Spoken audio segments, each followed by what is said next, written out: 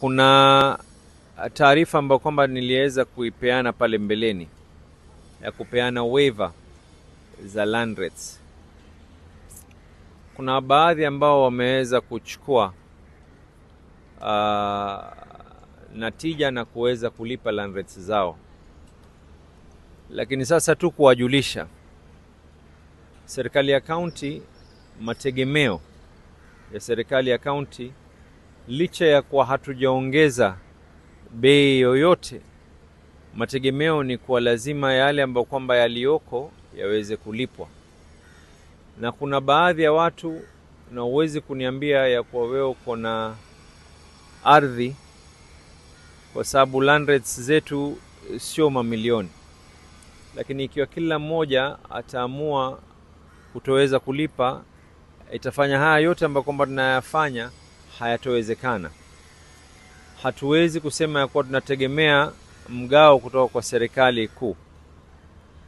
La kusikitisha ni kuwa licha ya kuwa tumeweza kupeana hii waiver ya interest na penalty, kuna wale ambao wameweza kuchukua na kuna wengine ambao hadi hii leo bado.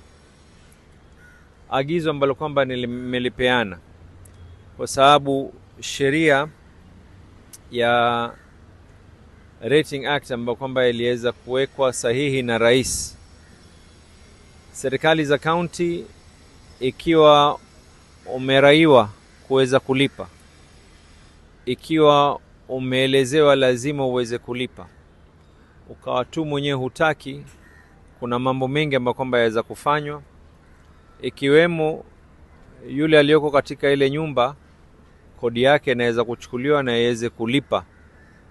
Pili, kutuma wale debt collectors waje kupiga hodi.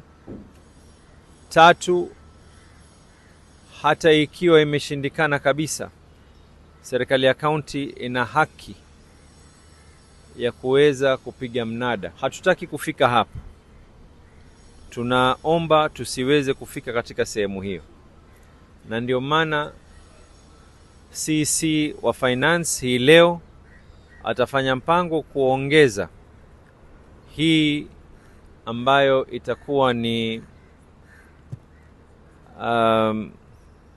CC wa finance atafanya mpango kuongeza ile period ya interest waiver na penalty waiver hadi mwisho wa mwezi huu.